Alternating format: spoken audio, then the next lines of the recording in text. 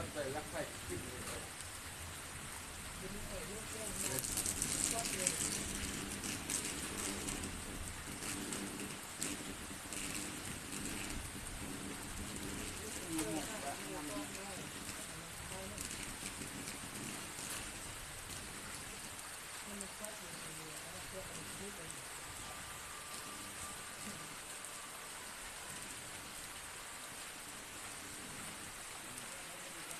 มอนนุ่นไป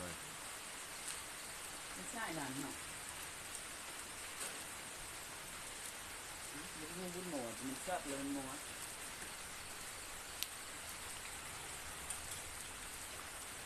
ใส่ไม้ลักไฟว่าลูกมันเบิ่งเห็ด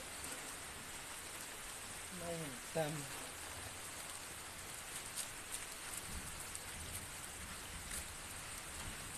ความดังว่าแล้วมันโม่แล้วมัน